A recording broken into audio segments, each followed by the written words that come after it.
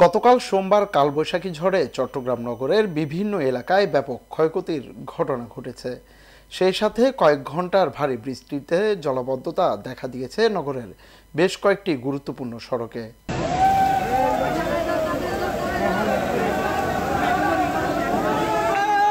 গতকালের কালবৈশাখী ঝড়ে লণ্ডভণ্ড হয়েছে এসএমই বাণিজ্য মেলার বেশ কয়েকটি দোকান।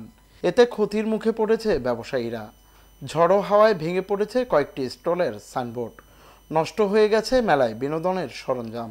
তাদের কালকে কালবৈশাখী ঝড় হচ্ছে আপনার সন্ধ্যার একটু বিকাল বেলায় শুরু হয়েছে আর কি 3টা বা 4টার ভিতরে হঠাৎ করে প্রচুর পরিমাণ বৃষ্টি।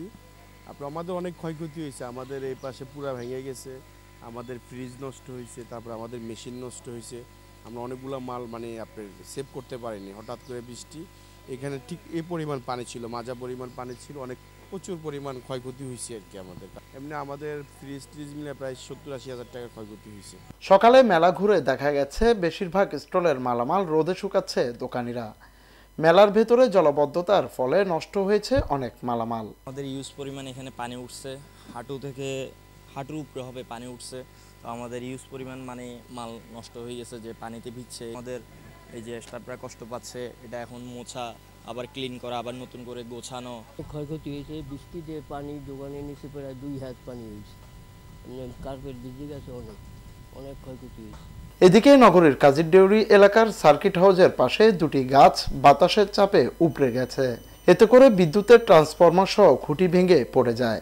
ফলে এই এলাকায় দীর্ঘক্ষণ বিচ্ছিন্ন হয়ে যায় বিদ্যুৎ সরবরাহ। এছাড়াও নগরের জিসি এলাকায় গাছ ও বৈদ্যুতিক খুঁটি পড়ে রাস্তা বন্ধ ছিল দীর্ঘক্ষণ। এতে করে ভোগান্তিতে পড়ে সাধারণ জনগণ। এদিকে বাতাসের চাপে সিআরবি সহ আশপাশের কয়েকটি এলাকায় বড় বড় বেশ কয়েকটি গাছ উপড়ে পড়ে। তবে এতে কোনো হতাহতের ঘটনা না ঘটলেও সিআরবির বড় দুটি গাছ উপড়ে পড়ায় সীমানা প্রাচীর ভেঙে যায়। সকালে এসব গাছ উদ্ধার করতে আসে রেলওয়ে কর্তৃপক্ষের টিম। গাছ আমরা মূলত কাটতেছি না, এটা ঝড়ে পুড়ে গেছে। তো আমাদের বাংলোর অনেক ক্ষয়ক্ষতি হয়েছে, সুতরাং এই জন্য আমরা গাছটা ই করে রাখতেছি, হয়তো বা পরে আমরা অফিসে নিয়ে যাবো। এটা আমার জানা মতে এইখানে একটা পড়ছে, গোয়ালপাড়া একটা পড়ছে, এমনকি পলো গ্রাউন্ডও 2টা পড়ছে। দেয়াল এই যে আপনারা দেখতেছেন, দেয়াল ভাঙা পড়ছে এখানে। আর অন্য কোথাও ওইরকম আর একটা যেটা পড়ছে গোয়ালপাড়া, ওটা প্রায় একটু হইলে অ্যাক্সিডেন্ট করতো। এমন বৃষ্টি টানা 7 দিন চলতে পারে বলে পূর্বাভাস দিয়েছে আবহাওয়া অফিস। একই সঙ্গে চলতি মাসে ঘূর্ণিঝড়েরও ইঙ্গিত দিয়েছে আবহাওয়া অফিস।